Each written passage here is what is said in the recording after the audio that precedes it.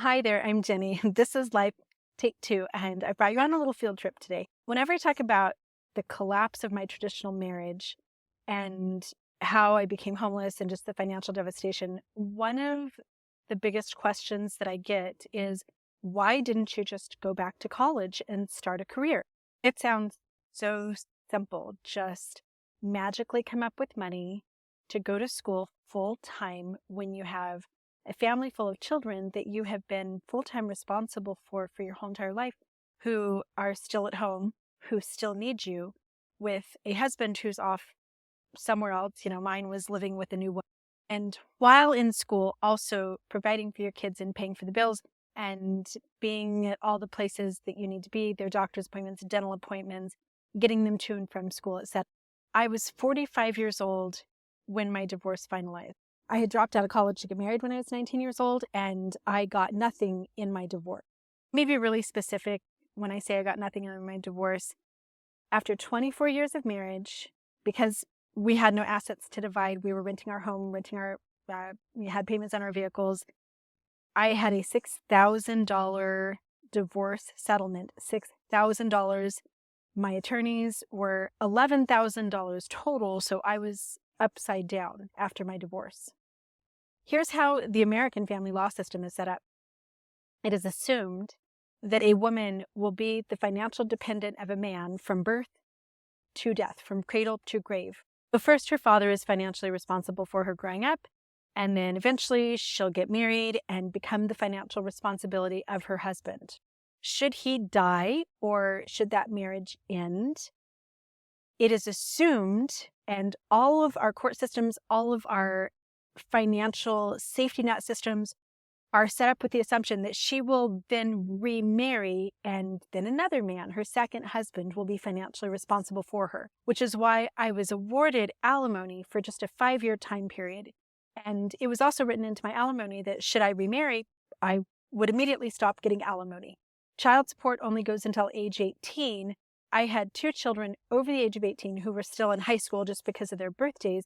They were still financially dependent on me, and child support stopped, although I was still fully responsible for every penny of everything in their lives the minute they had those 18-year-old birthdays. So after my husband abandoned our family, I found myself at age 45, still with children at home that I was full-time responsible for, and with absolutely no income, no savings. He paid alimony the first month after our divorce, and that would be the only time that I ever received that full alimony, outside of a small settlement 2 years later, and then it stopped forever. By the way, I did have a job at the time of our divorce with our windshield business, which he fired me from. So, like so many other women who've been stay-at-home moms, I had all kinds of different skills, and I thought I can go out and find a job, no problem.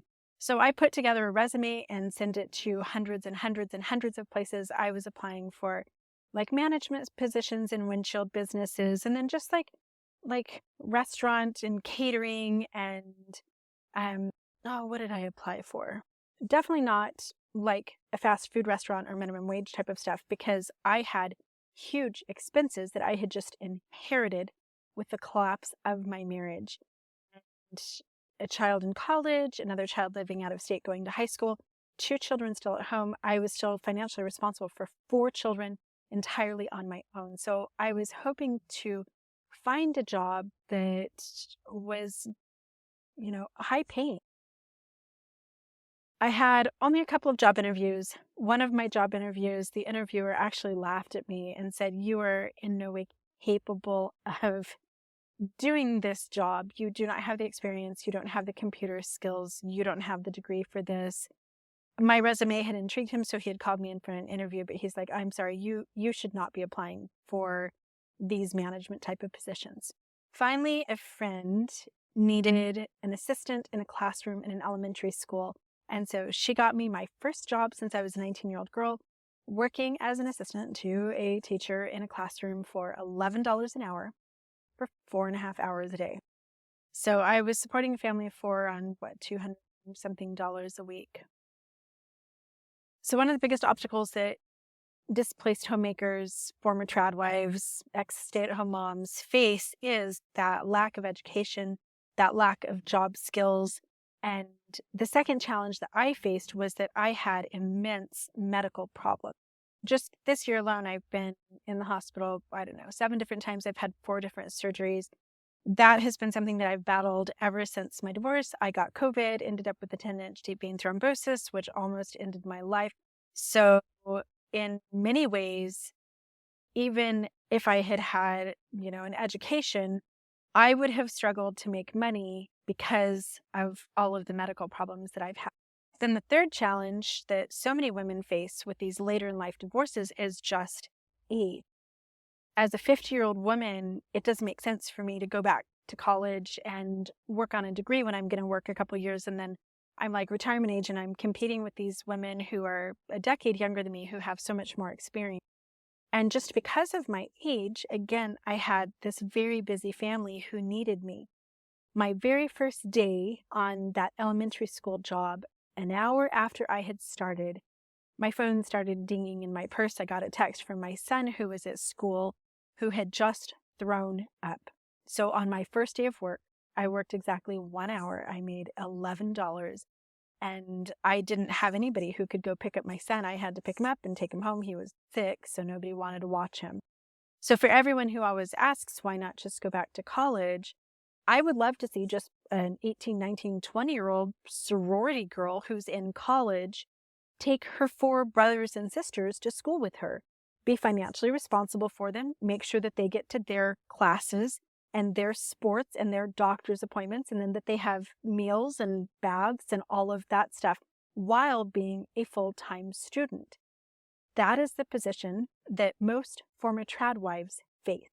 It's like this wild juggling act of trying to keep all of the balls in the air while also working on your future. And it's really heartbreaking when you've been a stay-at-home mom and you have your children like in their final years of middle school and high school, and they're going to go off to college and not live with you anymore, to have to work, in my case, 7 days a week, and then women who do go back to college and work on their education, and those last few years of your children at home because of divorce and because you weren't financially prepared to provide for them on your own, having to be away from your kids and miss those last just really special memories with them.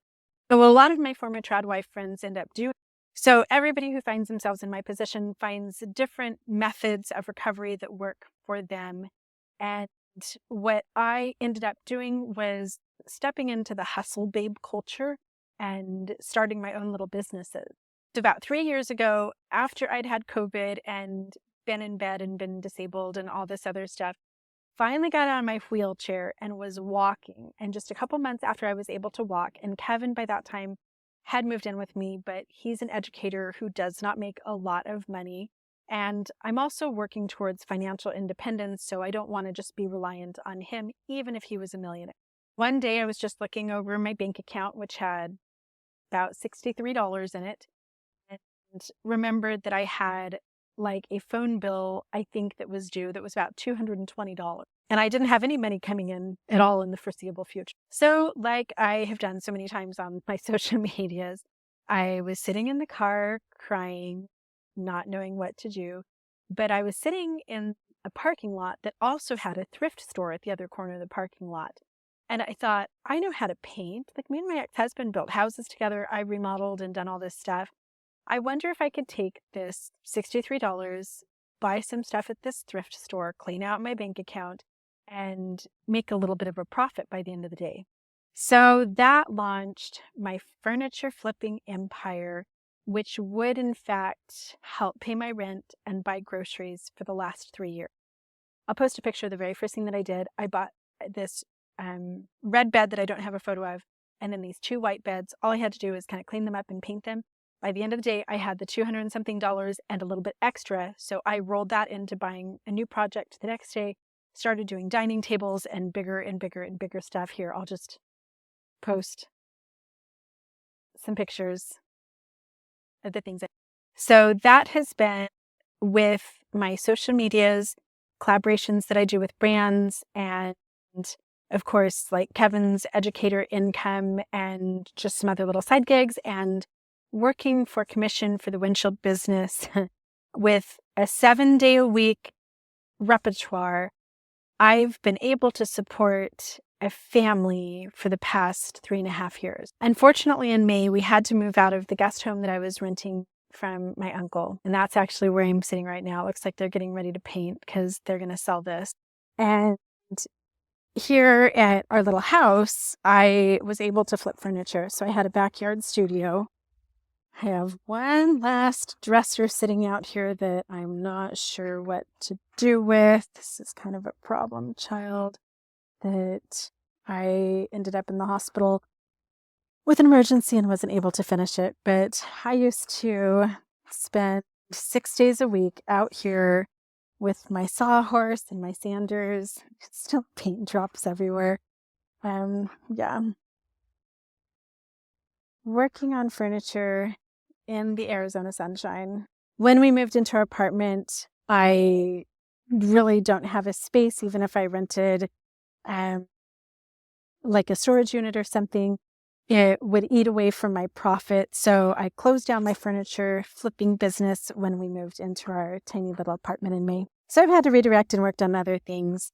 By the way, I just want to end this video with the fact that because of my lack of financial resources as a former stay-at-home mom, I have had to move from home to home to home to home ever since my divorce. I've honestly just survived on like the charity and benevolence of friends and family who have offered me places to live and places to rent at a reduced cost.